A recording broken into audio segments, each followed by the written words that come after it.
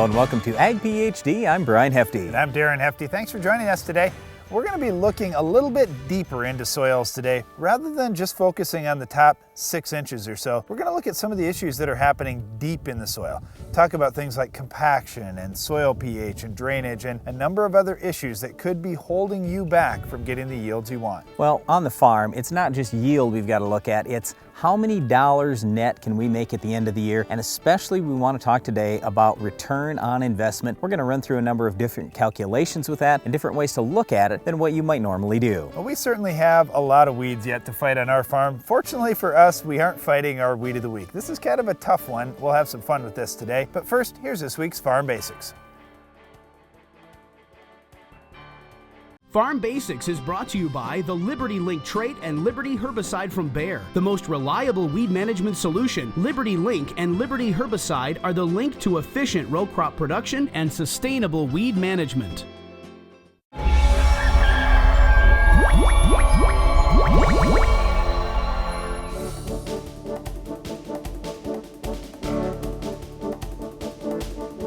Questions we always get as we travel around the country and also by email or even on Twitter is how much does it really cost to farm? So Brian's been furiously calculating here on his sheet of paper exactly what some costs are that go into putting a crop in the ground. You say the word exactly and it varies dramatically. So we're just going to give you some average costs, even off our own farm, but it does vary depending on the crop you're going to raise, the area of the country you're in, what you're fighting for weeds and insects and diseases, if your soil already has lots of fertility or if it's short of fertility. I mean, there are a whole bunch of different factors here. And really, this is what it comes down to for farmers every day. They've got to decide, well, what crop am I going to plant? And you may think, well, they're going to just plant corn because they're in an area that grows corn. No, they aren't necessarily going to do that. They're going to run the numbers and see, well, does it make more money for me to raise soybeans, or does it make more money for me to raise wheat or another crop? And it's all about running these numbers every year because the numbers change really every day of the week as the markets move around. Well, yeah, but it's not only what you're going to sell it for, but what we wanted to focus on today is what does it really cost to put that crop in the ground? And, you know, we talk to non-farmers all the time, and a lot of them have no idea what we actually invest on the farm. And we talk about it always as an investment too, not as an expense. We got to look at it as we're investing this money, are we going to get a good return? So let's start here. With rent, this varies dramatically, so I'm not even going to put a figure out there. Let's start with the controversial topic right off the bat. What's your cash rent in your area? It's tremendously different. And what happens is whoever owns that land, whether it's someone that's had the land for 100 years and they used to farm it when they were younger and now they've retired and they're just renting it out.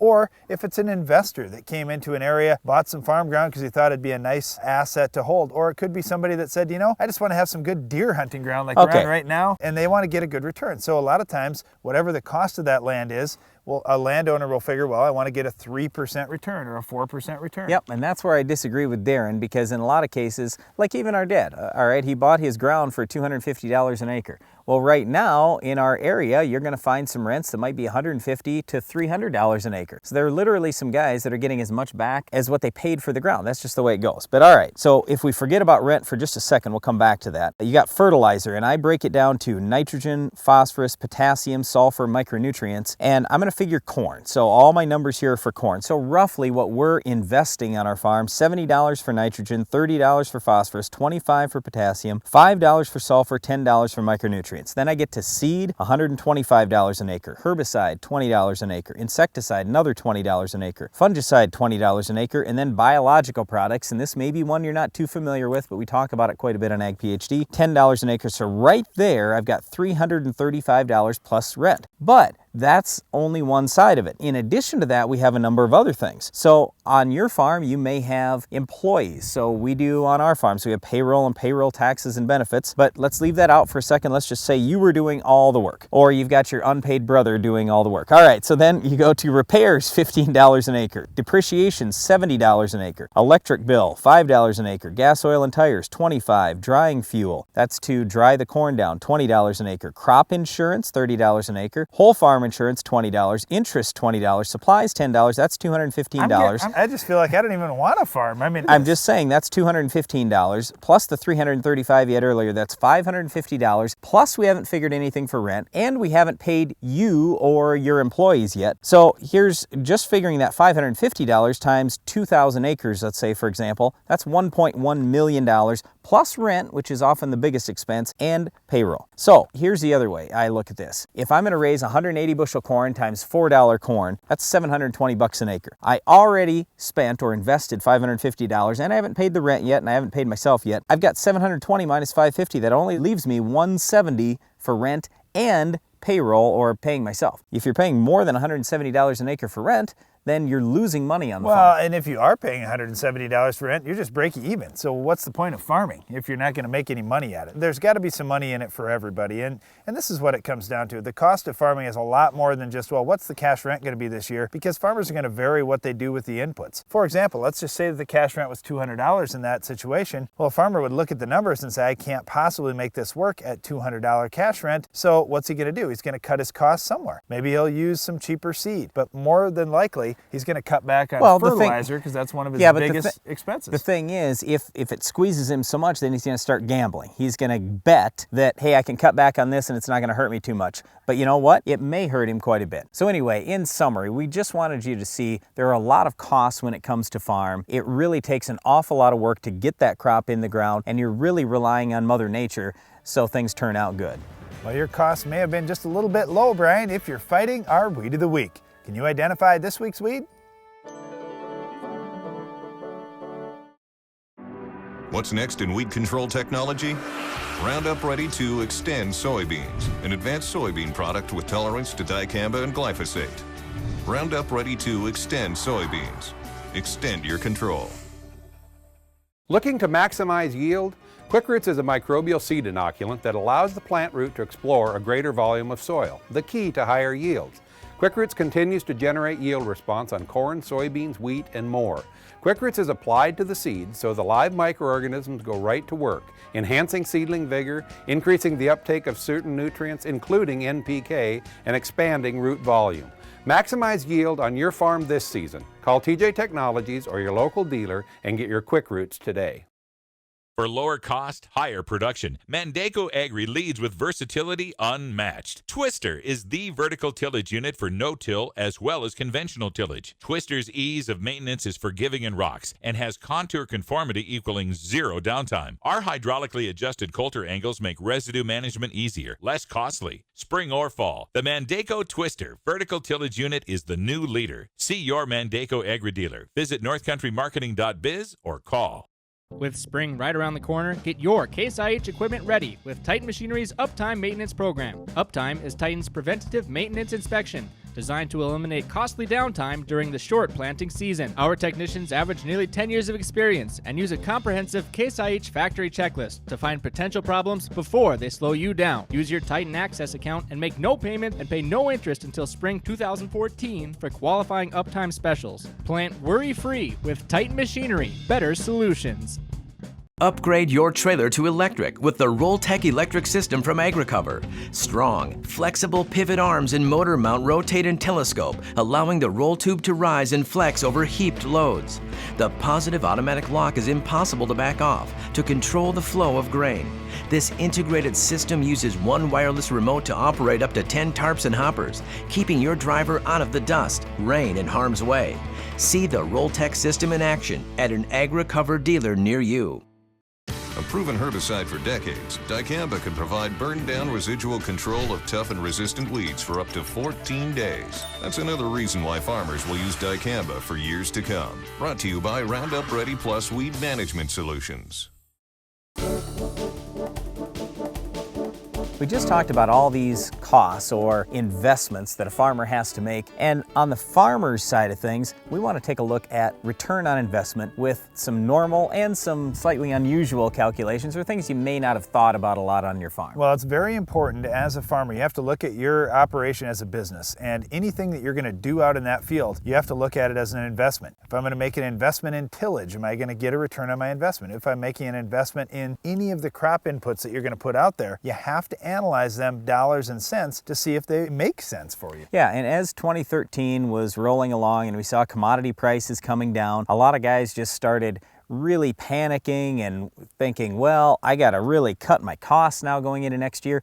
You should never look at it that way. What you should always look at is, what am I going to invest in? and is it going to give me a good return? If it's not going to give you a good return, then by all means, we don't want to do it anymore. But there are plenty of things that can give you a good return on investment. So I just want to give you one quick example here, and this may turn out better or worse for you and your farm. That's not the point. I just want to show you here with inoculant in soybeans, just how to run some simple calculations and what we do in our own operation. So for example, inoculant in soybeans will run roughly $2 an acre. And if I can gain a half a bushel in yield, you might say, well, boy, it's only a half a bushel. It's not even worth messing around. But I want you to take a look at this. Okay, if I look at the net return on investment, if I'm going to gain a half a bushel, if I have $12 beans, that's $6 an acre I'm going to gain from a $2 investment. So on a net basis, that's $4 an acre that I gain. If I divide the $4 by the $2 I invested, multiply times 100, that's 200% return on investment. That's fantastic. But besides that, you got to look at on an APR basis, because you're borrowing money on an APR basis. What's your return on an APR basis? Well, if you only invest that money for 6 months, let's say you put the money out in the spring, you get the money back in the fall, well, you have to double that now. Now you've got a 400% net APR return on investment. So that's a big deal. And a lot of people do think about that, and we want you to bring those types of numbers to your banker. That's banker kind of language. Okay, here's my kind of language. If I've got 1,000 acres, I multiply that times the $4 I made, that's $4,000 extra dollars in my pocket. That's what I'm personally most interested in. Okay, well, that's my point there. It doesn't really take much time. It may only take you 2 hours, and you just made $4,000 for 2 hours of work. So that's $2,000 an hour. Yeah, that's not too bad. There's a lot of jobs I'd do for $2,000 an hour. So anyway, our whole point here is we're not trying to sell you an inoculant or really any other thing. We just want you to take numbers from your own farm, take a look at how much you're going to have to invest in something and what that return on investment is looking like for 2014. Because yes, it's very possible that commodity prices by the time we reach spring of 2014 might be a lot lower than they've been the last 3 or 4 years. That does not mean it's the end of the world. You just have to be really careful about what you're investing in and try to make wise investments just like any investor would do. Well, we're going to look a little deeper in the soils coming up later, but one other thing that you're going to really have to focus on this year is weed control. Can you identify this week's weed?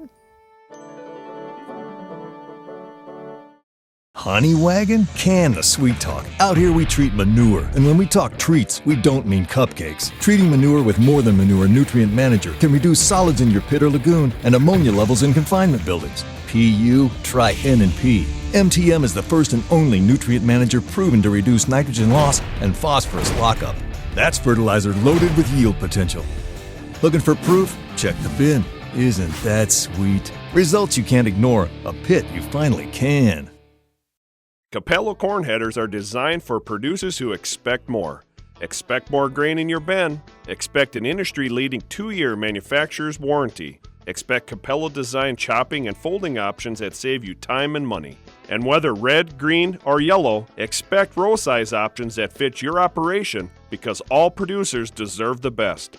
Expect Capello. It's a head above the rest.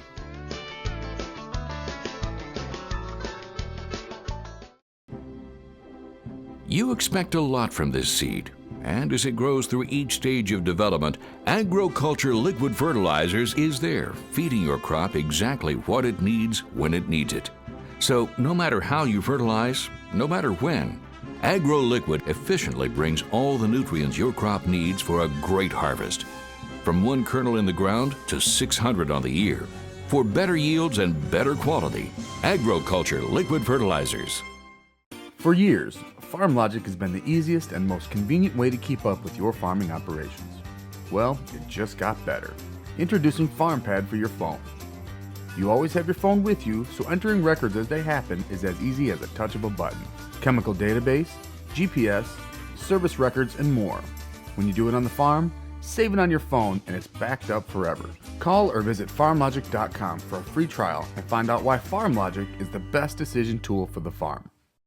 If you watch Ag PhD TV, you'll love the new Ag PhD radio show each weekday on Rural Radio Sirius XM Channel 80. This is Darren Hefty. On the new Ag PhD radio program, we'll take live callers and provide the agronomic information and brotherly banter you've come to expect from Ag PhD. We'll feature a Back 40 segment where we talk to farmers and agronomists around the country to share what's going on with crop production. And it wouldn't be Ag PhD without addressing a pest of the day. Tune in to the Ag PhD radio show each weekday at 2 p.m. Central on Rural Radio Sirius XM Channel 80. We talk a lot about soils here on Ag PhD, and chances are you think quite a bit about your soils too, but are you thinking about your soils in the top few inches, or are you thinking about your soils deeper down than that on a regular basis? Well, that's what everybody talks about though, Brian, is the 0 to 6 inch soil sample. When we talk to guys, they say, well, my nutrient levels are right here, my soil pH is right here, and I say, well, at what part of your soil profile? And a lot of times I get, well, what do you mean? I took soil samples out there. Yes, how deep were they? And in almost every case, it's 0 to 6 inches. Or we get a 0 to 24 inch core. Yeah. And that, I don't know, that's awful deceptive because you could it's just have like a taking tremendous composite difference. soil samples. It's the same kind of thing. We want to know what's your top 6 inches like, then what's your next 6, what's your next 6, what's your next 6. And I'm not saying you have to do this in every spot in every field because that would cost a lot of money, but at least in a few spots, in a few fields every year, find out what's down a little bit deeper. So right now we wanted to address some of the things that we do find that are a little bit deeper or that we don't find, starting with nutrients and the lack of them. Well, when you do some digging around on your farm, one of the things that you're going to see as you go deeper down into your soil, like on our farm, we'll dig some root pits down 4 or 5 feet deep and look at the root system of our plants all the way down. A great time to do this is mid-summer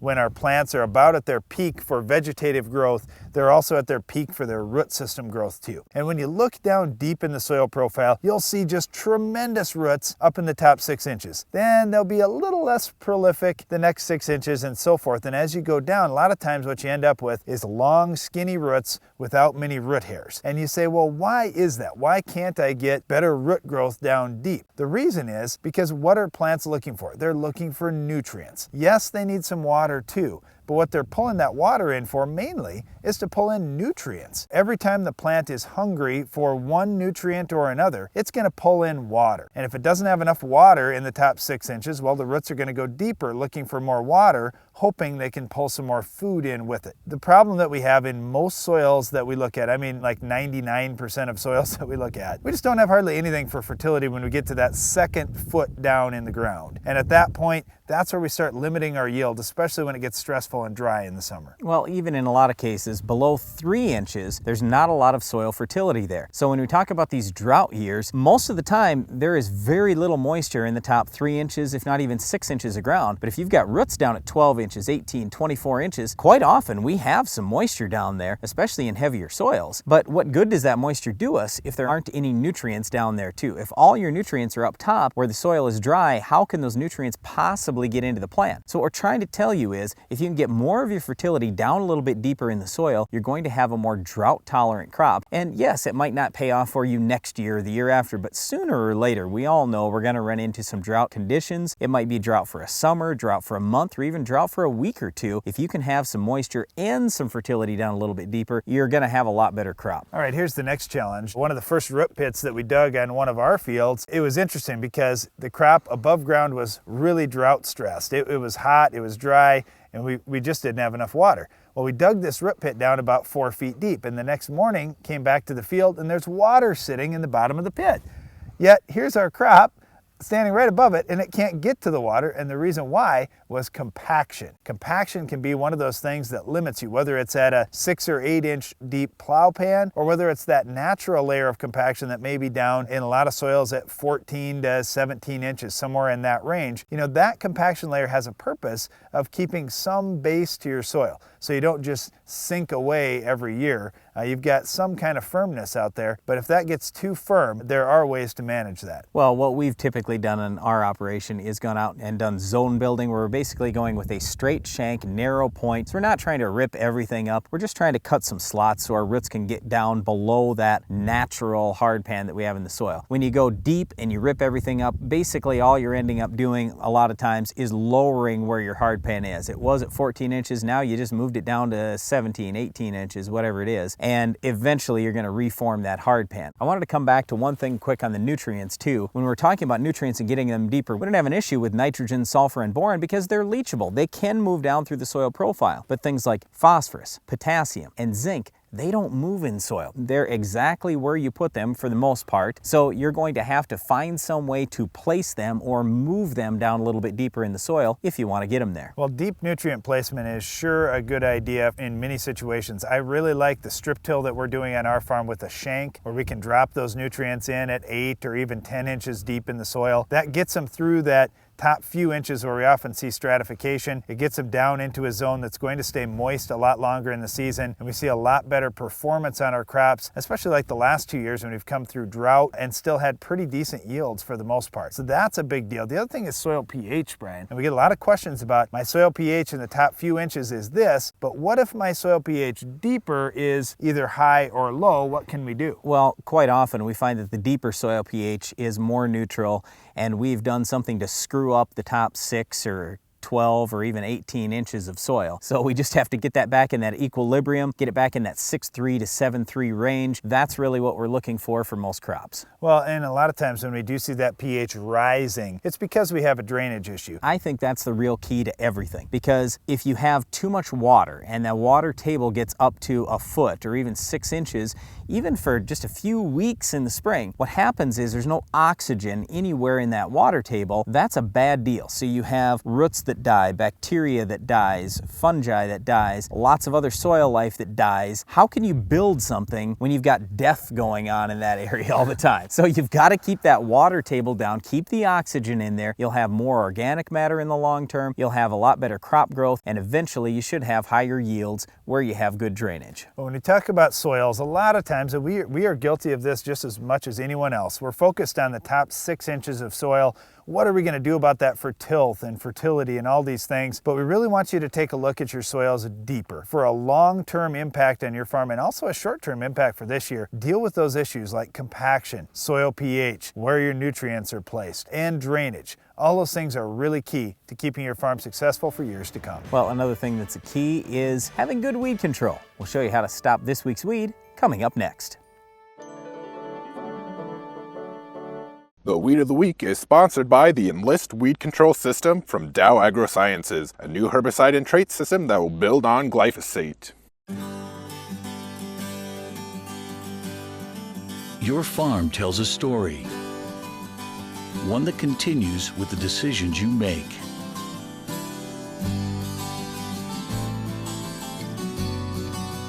Introducing the Enlist Weed Control System, an advanced herbicide and trait system that will build on glyphosate for exceptional control of tough weeds. The next chapter begins.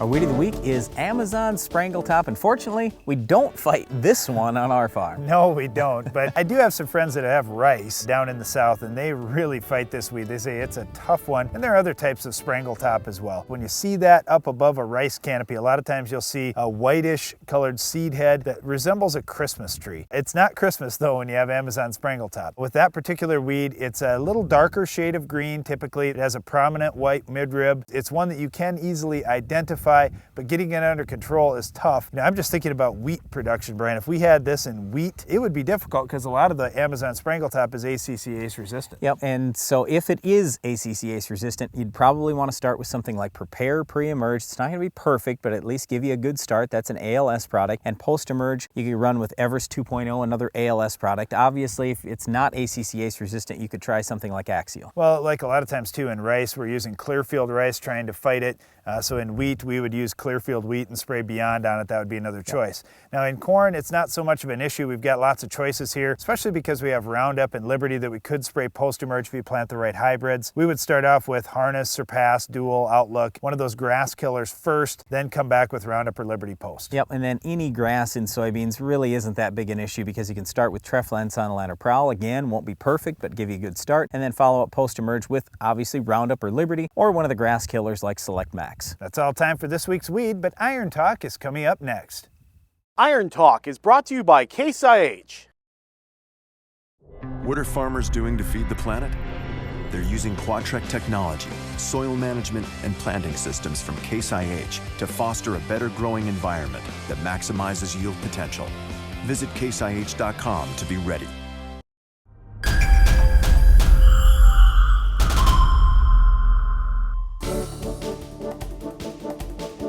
Looking to boost soybean yields next year? Improving your fertility program is often the #1 key to bigger soybean yields, but where should you place that plant food? I'll share some ideas during today's Iron Talk. With corn, one of the quickest and easiest ways to boost a fertility program is by putting some fertilizer in the furrow at planting time. With soybeans, you just can't do a whole lot of that. Sure, you can put a gallon or two in the furrow depending on soil types and other factors. However, to fertilize soybeans, you need to plan ahead exactly where you're going to place those nutrients. Here are 3 times that you should have equipment set up to handle soybean fertility. Number 1, planting time. Yes, I just said you can't put too much in furrow, but don't forget about using a 2x2 type placement. This is going to be very important in corn as well over the next few years. You can safely put a lot more fertilizer just off to the side if you're set up to do it 2x2. Secondly, foliar application. If you have a sprayer, you can put certain liquid fertilizers right in with your fungicide, insecticide, or herbicide application. Check with your agronomist in advance, though, to see what growth stage would be the best time to do the foliar and which other treatments you can and cannot mix with. Third,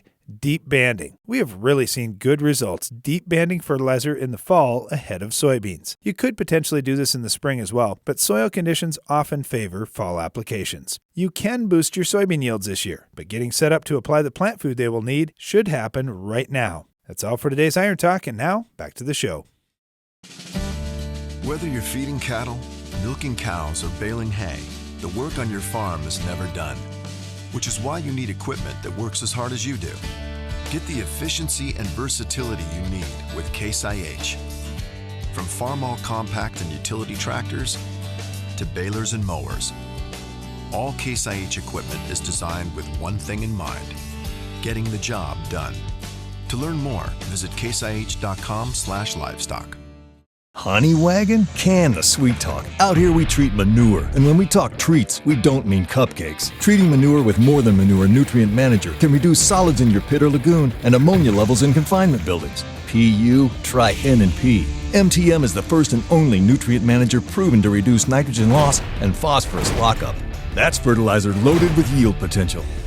Looking for proof? Check the bin. Isn't that sweet? Results you can't ignore. A pit you finally can. For lower cost, higher production, Mandaco Agri leads with versatility unmatched. Twister is the vertical tillage unit for no-till as well as conventional tillage. Twister's ease of maintenance is forgiving and rocks and has contour conformity equaling 0 downtime. Our hydraulically adjusted coulter angles make residue management easier, less costly. Spring or fall, the Mandaco Twister vertical tillage unit is the new leader. See your Mandaco Agri dealer. Visit northcountrymarketing.biz or call. You expect a lot from this seed, and as it grows through each stage of development, Agriculture Liquid Fertilizers is there, feeding your crop exactly what it needs when it needs it. So no matter how you fertilize, no matter when, AgroLiquid efficiently brings all the nutrients your crop needs for a great harvest. From 1 kernel in the ground to 600 on the ear.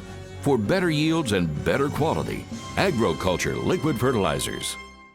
If you watch Ag PhD TV, you'll love the new Ag PhD radio show each weekday on Rural Radio Sirius XM Channel 80. This is Darren Hefty. On the new Ag PhD radio program, we'll take live callers and provide the agronomic information and brotherly banter you've come to expect from Ag PhD. We'll feature a Back 40 segment where we talk to farmers and agronomists around the country to share what's going on with crop production. And it wouldn't be Ag PhD without addressing a pest of the day. Tune in to the Ag PhD radio show each weekday at 2 p.m. Central on Rural Radio Sirius XM Channel 80. Closed captioning for Ag PhD is sponsored by Norwood Sales. The all-new S-Cube commercial tender is the only tender on the market with poly tanks, giving you the capability to haul seed, fertilizer, water, or liquid fertilizer. Each cube can hold 300 units of seed, 2,000 gallons of liquid, or 300 cubic feet of fertilizer. Options include full functioning wireless remote, stainless steel conveyors, and self-contained hydraulics. Get yours today at Norwood Sales. That's all the time we have for today's show, but be sure to join us again next time for another Weed of the Week, Iron Talk, Farm Basics, and a whole lot more. I'm Brian Hefty. And I'm Darren Hefty. Thanks for watching Ag PhD. Only 11.6 cents per dollar spent on food in America goes back to American farmers and agribusinesses. Where does the other 88.4% go, and what really raises food prices? Visit the Responsible Nutrient Management Foundation at rnmf.org to find out.